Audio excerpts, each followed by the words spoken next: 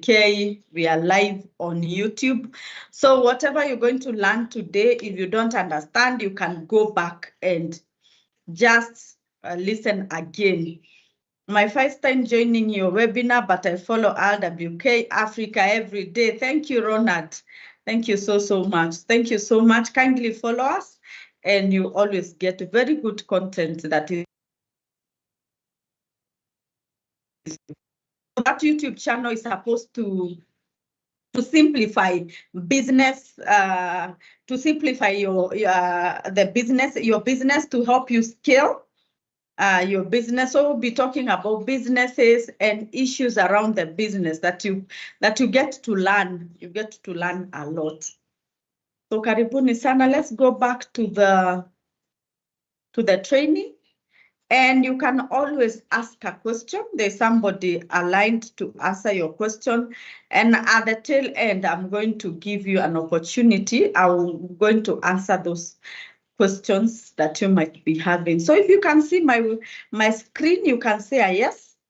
If you can see my screen and I've written their content, so tell me a yes. Let me just say a yes. If you can see my screen and I've written their content, let me just yes, Peter. So tell me a yes. You can say a yes. Let's continue. You can see my screen and I've written their content. Let me just see a yes. So today we are going to learn about. So tell me a yes. You can say a yes. Let's continue. You can see my screen and I've written their content. So today we are going to learn about. So tell me a yes. You can say a yes. Let's continue. You can see my screen and I've written their content. So today we are going to learn. So tell me a yes. You can say a yes. Let's continue. You can see my screen and I've written their content. So today we are going to learn. You tell me a yes. You can say a yes. Let's continue. You can see my screen and I've written their content. To just align you with whatever is happening. Yes, continue. You can see my screen and I've written their content. To just align you with whatever is happening. Yes, continue. You can see my screen and I've written their content. To just align you with whatever is happening. Yes, continue. You can see my screen and I've written their content. To just align you with whatever is happening. Yes, continue. You can see my screen and I've written their content. To just align you with whatever is happening. Yes, continue. You can see my screen and I've written their content. Just align you with whatever is happening. Yes, continue. You can see my screen and I've written their content. Just align you with whatever is happening. Yes, continue. You can see my screen and I've written their content. Just align you with whatever is happening. A few amendments. Changes in NSSF contribution, a few changes that have happened, changes to excise duties, changes to withholding tax, changes in VAT, changes to miscellaneous fees and levies act. I also talk about tax amnesty. Remember, we have a tax amnesty that is ongoing. And eTIMS, reverse invoicing. And I'm going to ask you if your eTIMS is able to do the reverse invoicing. So I'll be asking those questions so that you can answer. So let's talk about significant economic presence. This is called SEP. It is a tax in Kenya, and it is a digital tax system designed to capture revenue from multinational companies that have substantial economic presence in Kenya, even if they lack a physical presence. So this is a tax that have been input to replace the digital service tax, DST. And it is going to capture especially businesses that have digital presence, multinational companies that have substantial economic presence in this country. So they are trading, even if they don't have a physical office, but they are trading in Kenya, and they are trading especially digitally. And we have so many organizations that are doing that. They don't have offices, but they are working in Kenya. So what would be the tax rate? The SEP tax rate is effective 3% of the gross turnover, which is calculated as 30% of deemed taxable profit. So it is deemed to be 30% of the deemed taxable profit. that the organization is having. So the 30% is now calculated as 3% of the gross turnover. So they are supposed to do this on a monthly basis. Self-tax is payable on monthly basis by 20th day, like VAT. Then they do 3% of the gross, remember, gross turnover, and they file it. It is applied to non-resident entities operating through digital marketplace in Kenya. So this is for non-resident. They are operating through digital marketplace in Kenya.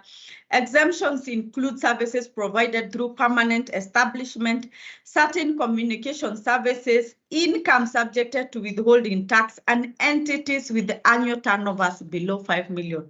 So if they are doing in Kenya and they are below 5 million, they are exempted. So the biggest concept to understand is that non-resident, they are doing digital, they are operating through digital marketplace in Kenya. So there's the digital element, and they do it 3% per month. When this, the challenge of compliance. So how do you capture these businesses? So I'm very sure that there's alignment to just know how do we capture these businesses? How do you know their gross turnover per month? How much is it? Remember, they are operating digitally. So how does the Kenyan government understand the gross turnover done every month? So there's a lot of compliance challenges, but I'm very sure by the time they are considering this, they should have also thought about that. So if you're under an organization like that is doing that digitally, then understand here. So there's some impact on business. So possibly this impact comes to us, high cost of digital services. So if these services are going to be charged on us, remember, for instance, if you do Facebook boosting, the boostings are now vatable. You pay 16% on that. And that cost is calculated back to you. So sometimes when you're doing Facebook boosting, you've done 500 shillings. The Facebook gives you a receipt that the service they are giving you is for 350, then 150 is VAT. Similar, high cost for digital services. So they're going to bring that cost back to the consumer, who is you and me. Potential risk of double taxation. Remember, some of these organizations, they have mother countries where they are registered and they are paying taxes in their mother country. So coming now together that even if you're paying your taxes out there, you have to also pay your taxes in Kenya because you have significant presence in Kenya. The issues of double taxation also comes in. So there are a bit of issues, but we're going to see how it is unfolds. Who is exempted? There's a lot of exemptions when it comes to the significant economic presence. Of essence are organizations that are having non-resident persons with an annual turnover less than 5 million. So that is of significance. I'll give you that portion to read for yourself, the exempted. But what I would want you to really understand on this is that they are non-resident and they have digital. They are offering digital services, digital marketplace. Why is the need to look for the digital marketplace? Remember, for a non-resident company or non-resident person, when they want to do a business in Kenya, they register that business in Kenya. So that business is registered. For instance, if you want to come and sell cars from Japan and you are Japanese and you want to set up in Kenya, or there's something that you want to do, you come and register an organization here in Kenya as a branch or as a local organization or as a non-resident company, and you pay taxes. So for that person where they are given work permit or what, they pay taxes when they are operating in Kenya. But these digital organizations which happen in the marketplace, they can come in, they don't have an office, they don't even register a company, they operate in Kenya without paying taxes. So I think that is where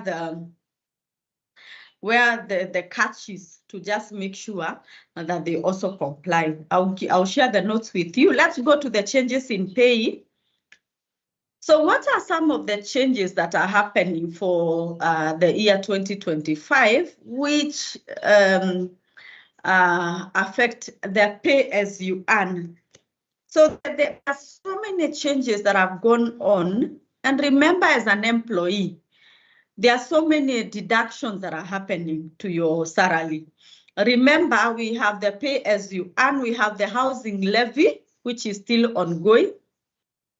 We have the SHA, Social Health Authority deduction. We also have the NSSF deduction, and we have the NITA deduction. So for somebody who is doing pay as you earn, the 5 deductions are done on your salary.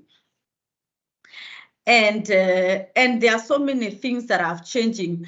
Remember, the pay as you earn capping was increased to 32.5% and 35%. They were both added, and so many other changes. And it is something that will continue having those significant changes here and there. So there are some of allowable deduction that have been introduced. So contribution to the Social Health Authority are now allowed as deductions from taxable income. So when an organization does the contribution of Social Health Authority, that cost is an allowable deduction from taxable income. So as an organization, they are going to reduce their taxes. They are going to reduce their net profit, thus reducing their taxes because of this allowable deduction. Similarly, contribution to post-retirement medical fund are capped at 15,000 monthly. So if you're doing a contribution to the post-retirement medical fund, so there is a capping that you have to go to this point, 15,000. So could be 15,000 is the allowable deduction, but the rest is not allowable, or it's charged as a benefit to you as an employee, and you're going to be charged taxes on that additional money. So the affordable housing contribution are allowed to the extent of the employer's contribution. So the affordable housing contribution, remember, it has the 1.3% allowance that is deducted from the employee, and 1.5% from the employer. So both is 3%. So that employer's contribution is allowed for as an allowable deduction. That's reducing the taxable income and also reducing the tax that the organization should. So all of them, the allowable deductions, they are a benefit to the organization. So what are some of the other changes that are beneficial to the employee? Remember, for paying, we look both sides, because this is the money that is contributed from the employee's salary. They are being deducted. So there could be changes that are affecting the employee, and there are changes that are affecting the employer. So increased pension contribution. So this has increased, and it is a good sign to both the employee and the employer. Have increased from 20,000 per month to about 30,000 per month. So the pension contribution, you can do up to 30,000. 30,000 per month. Pension has a relief that the more you contribute, there's a relief on your pay as you earn. And similarly to the mortgage interest deduction, the limit for deductible mortgage interest payment has been raised to 360,000 per year. So both, they have a relief, and that relief also means that it has also increased, and it is going to affect your pay as you earn contribution. So why do we increase, or why do we do these cappings? So that the employer does not misuse them. So for instance, if the employee's contribution to a registered profit fund is opened, is not capped, it is open to any contribution. The company can even contribute 100,000, 200,000 for employee per month, but they are not even actually contributing that money. They are stating that in their books to just avoid or evade tax. So that's why we have these cappings when it comes to the pension, to the insurance, to the post-retirement medical fund. That's why we have those cappings, to just avoid misuse of this to do tax evasion. The other changes, we have the free meals and non-cash benefits. The threshold for tax-exempted meals provided by the employers has increased from 48,000 to 60,000 annually. So remember we had the employer could provide meals to the employee at about, I guess it was 4,000, yes, 4,000 per month. So and the advantage is when you provide this 4,000, you accept it as cost. It becomes an allowable deduction for tax. But if you provide this person meals more than that 4,000, I guess 6,000 could be 5,000. Yes, it's 5,000. So if you provide this person meals above 5,000, so you provide meals of 7,000, the 2,000 is charged as a benefit to this employee, and it is charged taxes. It becomes taxable on their salary because now it's a benefit. So now I guess with the cost of living, possibly providing meals to an employee per month could be at a cost of 5,000 per employee. So you can calculate 5,000 per employee, multiply by the employees that you're having in the organization. Make sure that those meals don't exceed that amount of money. Then that amount of money, that cost, you can bring it to your profit and loss as a cost, which is going to reduce your taxes that you're going to be paying. Similarly, the non-cash benefits up to 60,000 per year are also exempted from taxation. So any other non-cash benefits that you provide to the organization, to the employee, as long as it's below the 60,000 per year, is exempted also for taxation. It means it can be it is an allowable deduction, and you're going to use it to lower your taxes. I hope it's clear. So continue coming to this webinar so that you can continue learning and continue asking the questions on the chat. I'll have time to answer a few. So let's continue to the changes in NSSF contribution. So changes in NSSF contribution. So there are a few changes that have happened effective February 1st. So we are 13 days.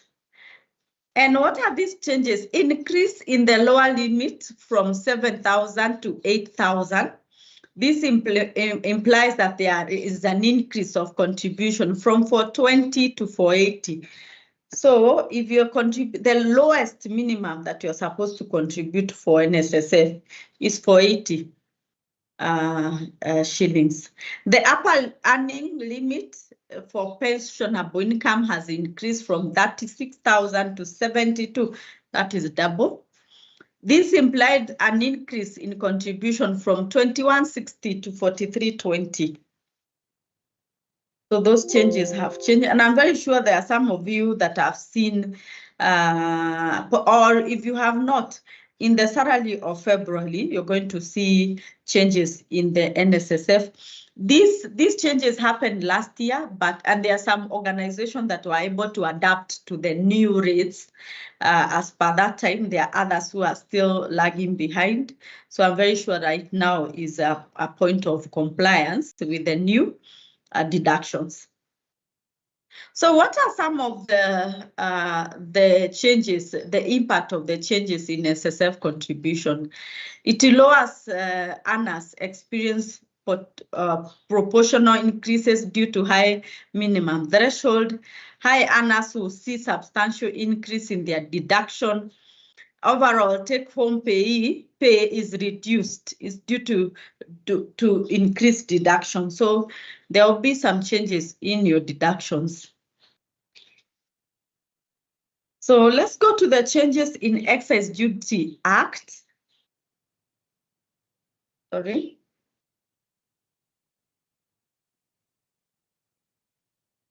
So let's talk about excise duty. I hope you understand what is excise duty. This is a duty levied to excisable goods. And these excisable goods are many. They are from digital goods to mostly what we know is water, beer, spirits, those wines. There are some cosmetics that also have excise duty. So depending on what business that you do, then you're able to look at the taxation that is due. And for many organizations, when I talk about even tax audit, I always say that the organizations that have a lot of tax obligations. So you may find an organization that is doing manufacturing, especially manufacturing of beer, water, because they have excise, they have VAT, they have income tax. You find they are withholding agent, they have employees, so they have pay, and they have all those tax obligations. They become very prone to audits.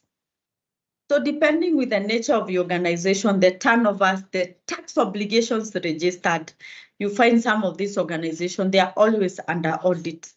They're always under audit because of the nature of business. So what are some of the changes? Imposition of excise duty on services provided by non-resident through a digital platform.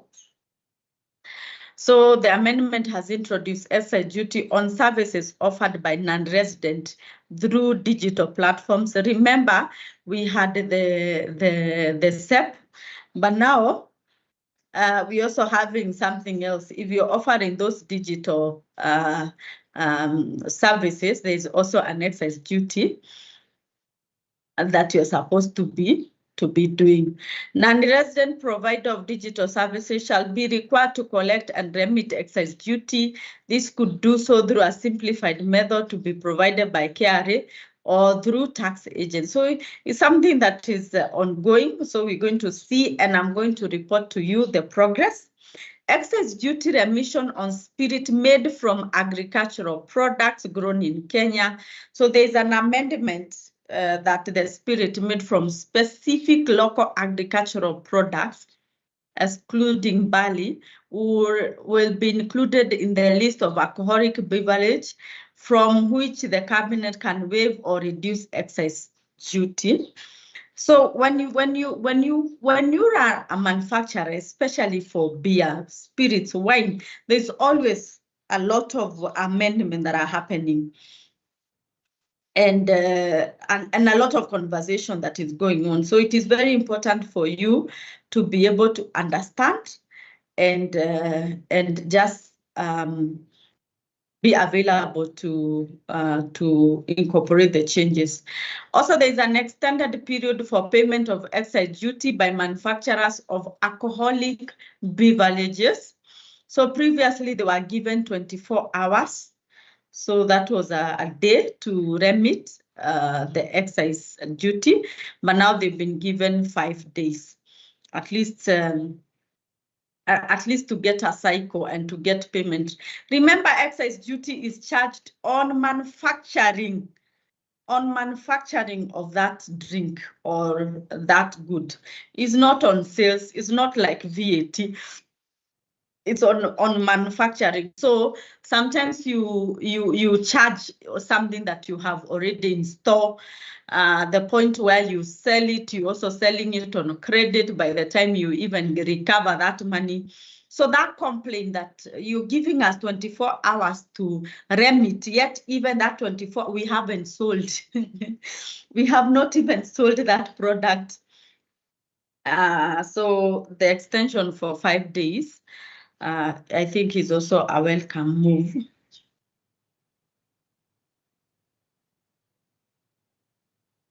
So there are some new rates for excise duty rates.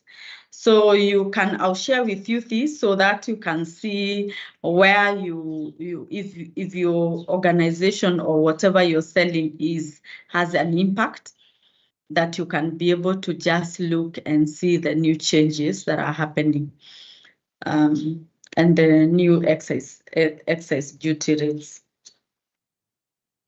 So what are some of the changes in the withholding tax? So there are some changes in the withholding tax. So withholding on payment from supply of goods to a public entity and digital marketplace payment. Today we have really talked about digital marketplace. I think that is one of the biggest concentration with the tax authorities this period of time. So the Act has amended the third schedule to introduce withholding in respect of payment made by specific entities for the supply of goods at a rate of 5%, non-resident, and 0.5 for residents. So goods supplied to public entity and digital marketplace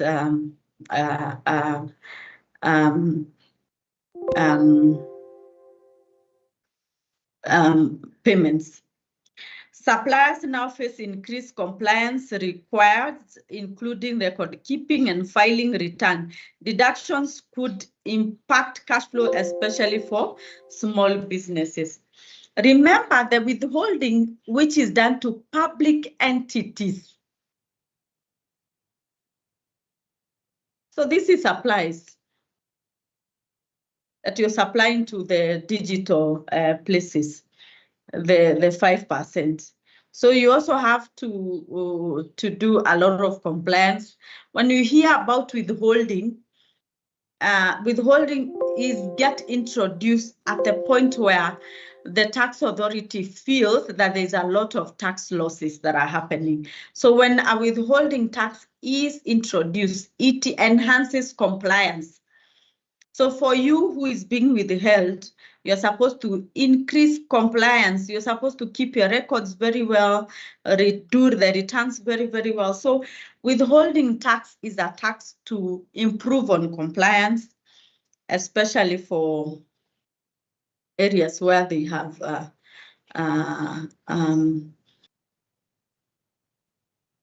compliance issues.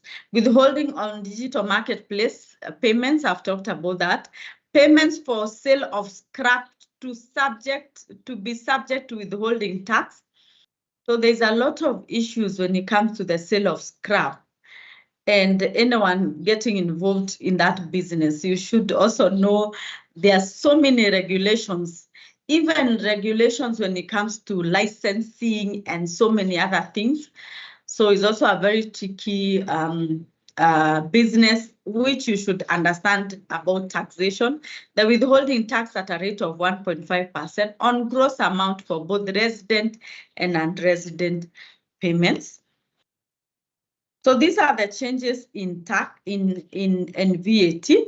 So following the amendment, certain goods have been reclassified to be either taxable, zero rated, or exempt as follows. So I'll share with you this so that you can see if you are affected. So for instance, I can see the agricultural pest control product and fertilizers from zero rated to exempt. And someone might ask, what is the need zero rating to exempt. So there's a difference, and there's a need of doing that. So when you change something from exempt to standard rated, from exempt to standard rated means that you're going to be charging VAT 16% on that product, and you're going to do the output and the input VAT.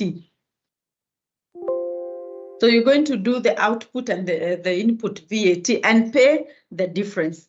So that is and previously when it was exempt, the VAT element on the purchases, you are accepting it as a cost to your organization. So when it is zero rated, the VAT on your purchases, you are supposed to be refunded. So there's a refund that should happen. When it is exempted, the VAT on your purchases, you're supposed to treat them as cost.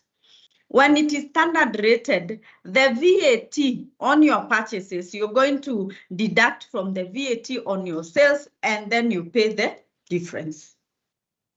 So those are the difference. The best scenario is when something is zero rated, so you're going to get refunds.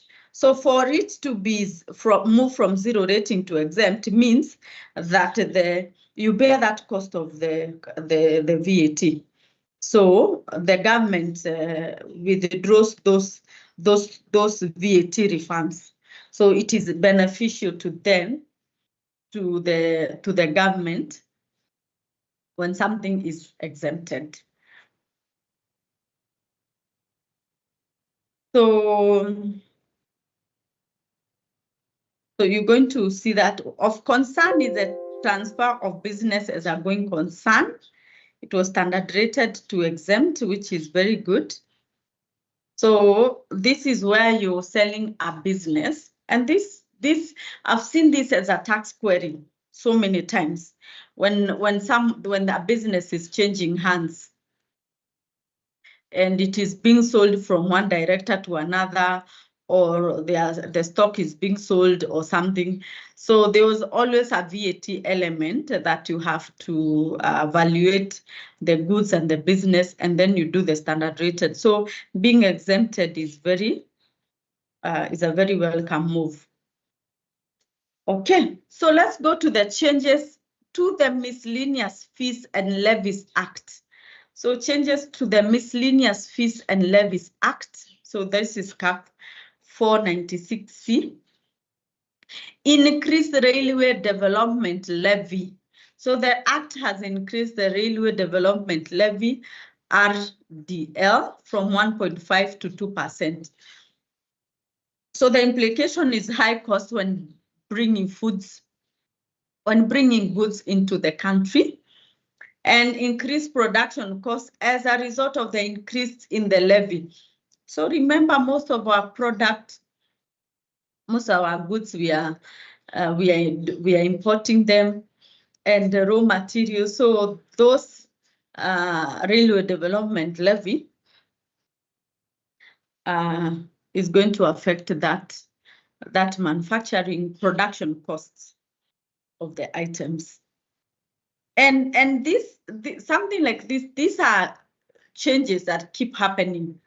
So it doesn't have to have a finance bill and a finance act for it to go through.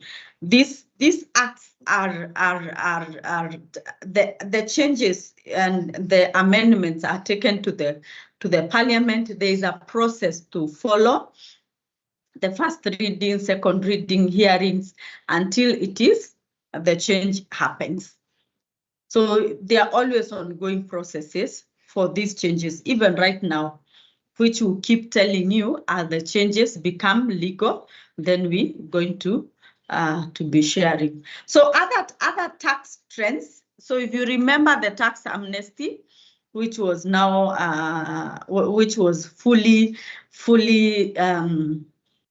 came on board last year around December. So it is ongoing, and it also incorporated June 2020. It also included the year 2023. Previously, the previous tax amnesty was ending December 31st, 2022, but this one has also included 2023 period. So you can apply for that tax amnesty, and it is ending. It is ending June that year, the 2025. So we are about would be 4 months. So how do you do this and the benefits? So if you're having penalties and interest, you pay the principal amount, then you get an automatic waiver of the penalties and interest. So the application, those who have not paid all principal, so you and how you can do it also, if you're having a challenge with the principal amount, when you pay a principal amount, you request for that amnesty. When you pay the other principal amount, you request for that amnesty. You can go systematically. You don't have to wait until you pay the entire full principal for you to enjoy the tax amnesty. The application process is online. It is very easy. When I'll be talking about, I don't know when we have understanding iTax, it is very easy. So I did not show you how to do it. Possibly I can show you next week on Friday how to do the amnesty, but it's not hard. So the payment deadline is by June 30th, 2025 to pay the principal amount. Failure to pay taxes. So by that year, by July 1st, if you not pay, they're going to start demanding the penalties and interest. And it's also if you have a tax case which is ongoing, you can request at this particular period to just finalize on it so that you can enjoy the amnesty. So let's talk about reverse invoicing, and you're going to tell me if your e-teams can be able to do reverse invoicing. So it's a part of e-teams, and how is it working? This is where you have somebody who doesn't have e-teams, or they don't have machinery, and they are coming to sell to you. And you're like, give me an e-teams, and they tell you, oh, I don't know how to do e-teams, I don't have it. So you can actually raise an invoice, an e-teams invoice on their behalf. You are the buyer, but you raise on behalf of the seller. So that is reverse invoicing. So the buyer, instead of the seller, uploads the electronic invoice to KRA. The buyer system via e-teams platform ensure that the tax obligations are captured accurately for both the buyer and the seller.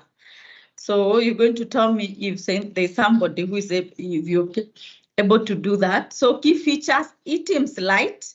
This is a simplified version of e-teams designed for small businesses and informal sector. It allows these businesses to easily generate and including mobile through the Citizen platform. Okay.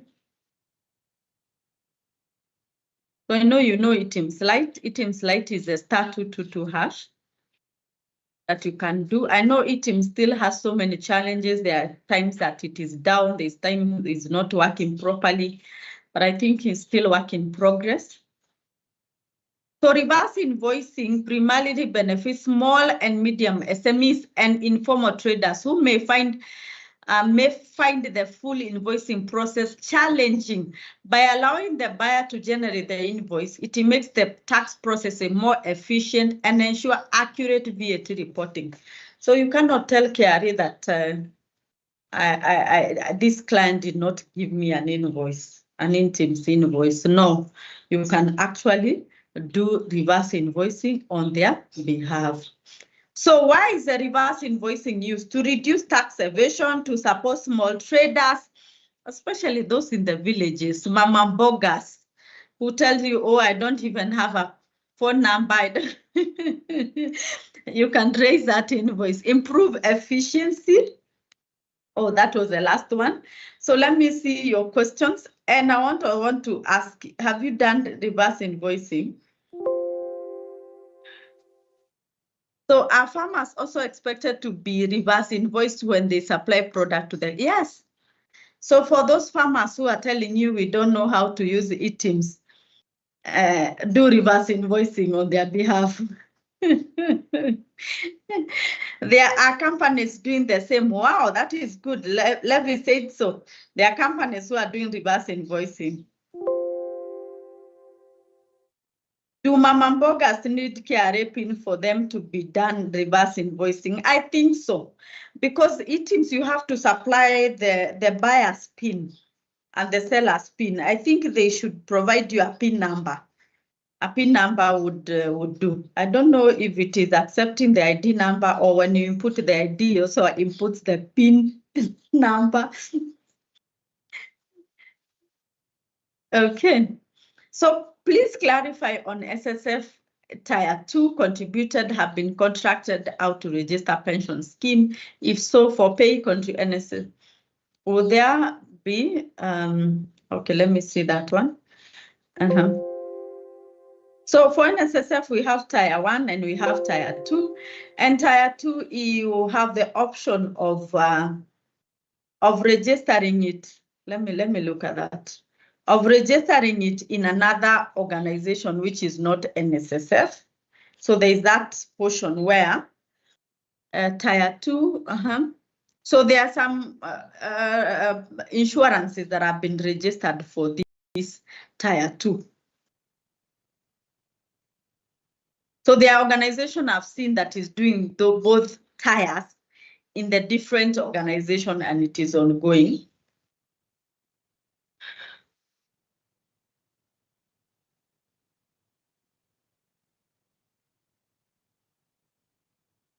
Does reverse invoicing only work on e-teams Lite? No, it's actually not work. It's working on everything. I don't even think it is working on, e-teams Lite is the *22#. I don't know how. For the ones who have used, can tell me how it is. But I'm very sure it is cutting across. Is reverse invoicing the buyer initiated option? Buyer initiated option. So we have the buyer and then we have the seller.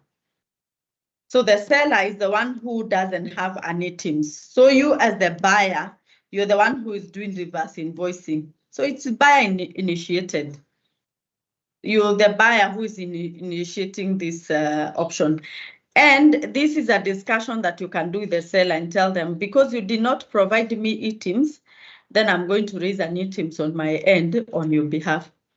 The accrual circular for meals by KRA last year, if the amount exceeds the threshold, then full amount is taxable, not the difference. So my co-host George, I would want you to answer that question. So for me, what I would say, Mohammed, why don't we stick to the 60,000 that is provided?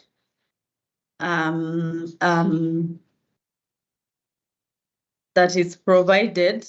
So a minute, I'll answer that question. Please clarify if there was a law passed to exempt e-teams compliance to businesses with less than 5 million in sales. So that's a good question. So for businesses that are below 5 million, remember you're not VAT registered, but e-teams has all the section. It has the VAT, it has VAT standard rated, it has exempt, it has zero rated, and it has a non-VAT option. Non-VAT. So for everybody has to use e-teams. So if you're less than 5 million, you go to the e-teams non-VAT. So this is where you find someone who wants to do business with you and they tell you, provide us an e-teams invoice, and you're like, I'm not e-teams registered. So any business in Kenya should be e-teams registered because there's all those options. So you go to the non-VAT. and you do it. The catch is here is that now KRA understand that you have a business.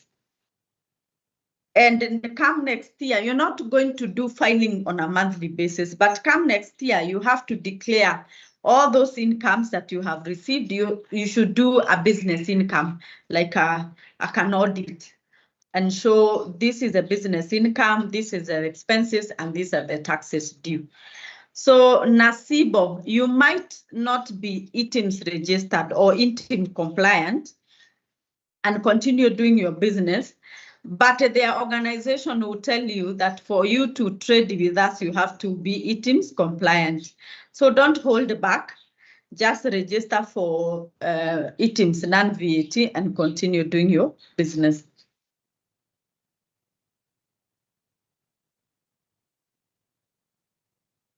So how does the simplified the SEP that you're talking about impact small and considering its 3% turnover-based structure, does it encourage formalization or place an undue burden on micro expenses, micro enterprises?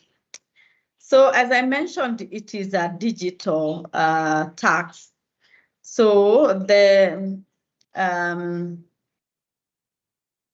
it's a digital tax. So the essence is to capture those organizations that are doing business, significant business in Kenya, but they're not registered in Kenya, but they are doing business in Kenya. So the catch is to be able to let them pay taxes in Kenya. So how they do it, how they capture them, the regulation, the compliance, that is now on their part. How does another pension reduce NSSF? Another pension. Mariana, I did not understand the question so well. But I don't think so. For NSSF, you're supposed to do the calculations per your salary, per your basic salary. Even if you have other pension, it doesn't matter. For NSSF, you're supposed to do the portion that you're supposed to do on your salary. If you need to add other pensions, you add on top of what you have paid for NSSF. So you cannot say, I'll pay this pension and not pay NSSF. No, you have to pay the NSSF first. Is there any specific pay template? If yes, please share. We have, there's the pay template. And if you go online, you're going to see it. There's a template for pay as you earn. I don't know if we have one, but it is there online. And then also the pay portal, the iTax portal, the pay, when you're filing for your pay, it is automatic, it is calculated.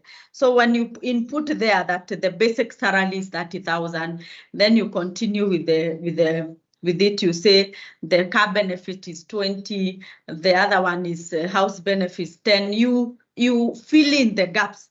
If there's no house benefit, you put a 0, the other 0. Then it is going to do an automatic calculation and even reduce the relief, and then you get the amount of money that you're supposed to pay. So it has those calculations. So Halima, you can put your email on the list, on the link. Kindly, my co-host, do the list again, the registration link.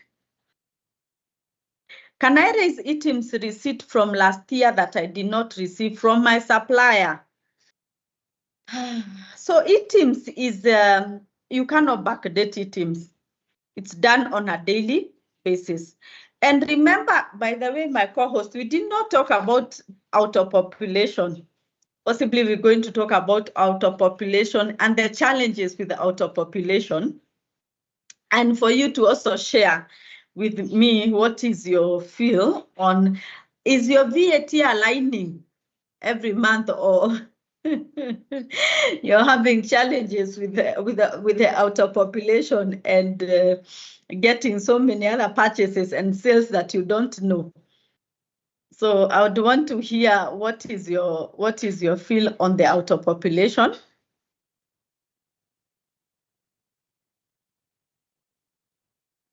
So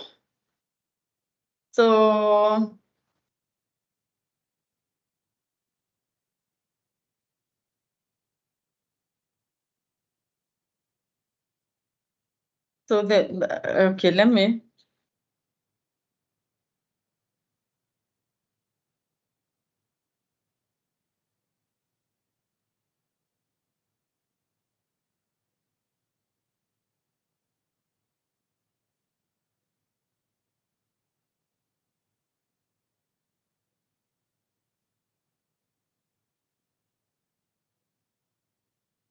Okay, so I guess I lost that one.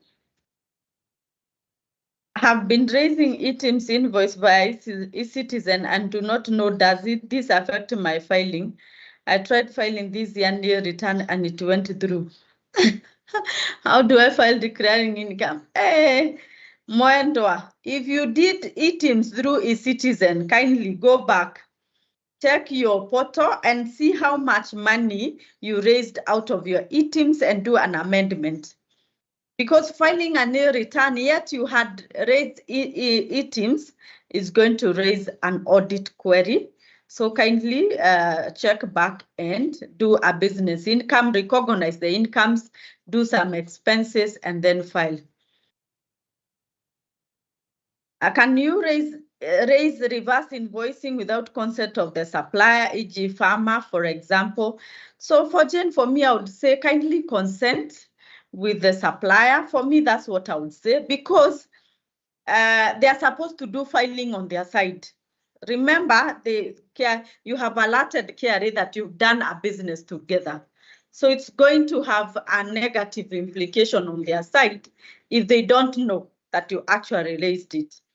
So one of these days, someone is going to call them and tell them, you did not file returns for 2024, yet we can see business income. And they're like, from where? So kindly consent or alert them. And you can do it as a company rule that for you to transact with us, you have to have eTIMS. So if they don't have eTIMS, you say, we're going to do reverse invoicing, and those are the rules. So what is likely to happen for non-eTIMS compliant purchases, sales while doing the returns for year 2024? A good question, James. Remember when eTIMS was introduced, and this was one of the biggest areas that they say that all our supplies, all our purchases, our expenses have to be eTIMS compliant. So that was for 2024. They insisted that all of them have to be eTIMS compliant. But remember, there were issues that came on board that the Finance Act 2023 was taken to court, which had was the one that had affected eTIMS. So there were so many issues that happened during the year that kind of brought down that arrangement. So for now, my thinking, this is Regina, not anybody else. My thinking is that for this year, for the non-eTIMS compliant purchases, especially purchases, not sales, purchases could be accepted. But coming 2025, this is tax is something that is ongoing. There's always those new regulations. So I foresee in future, if right now the auto population is working, remember auto population was even introduced last year. The other year, actually 2023, they had done auto population and it did not work. There were so many issues, but right now we have complied with auto population. Whatever data we receive is the data we are filing for VAT. So if out of population, they have pushed it to a point where we have now compliant with it, then I'm very sure that in coming future, all our purchases, all our expenses have to be eTIMS compliant. So as an organization, possibly for 2024, because there were legal issues, could be my thinking, could be not very strict, but coming in future, all these things are going to be really pressured. So for your organization, what you can do, just for year 2025, why don't you push to be 95 or 99% compliant with the eTIMS? So make sure that all your expenses, all your purchases are just eTIMS compliant. Just push that button So that come 2026, when they say now 2025, we are disallowing all the expenses which are not items registered, do not be having challenges. So that's a good question, James.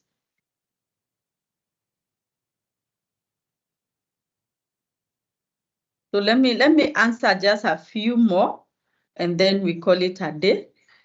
My co-host, you can give a calendar booking. You can do a calendar booking. You can do a calendar booking. So the calendar booking is free of charge for a tax query. You might be having a tax query that I will not be able to answer right now. Do a calendar booking. It's free of charge. 30 minutes consultation is free of charge. But if you ask us questions beyond 30 minutes, we're going to charge you.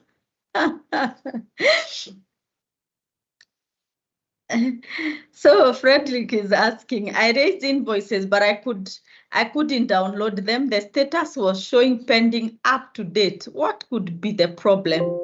So as I mentioned, the outer population has a challenge. Invoices raised by the e-teams, e-citizen e-teams. Tunajua hiyo.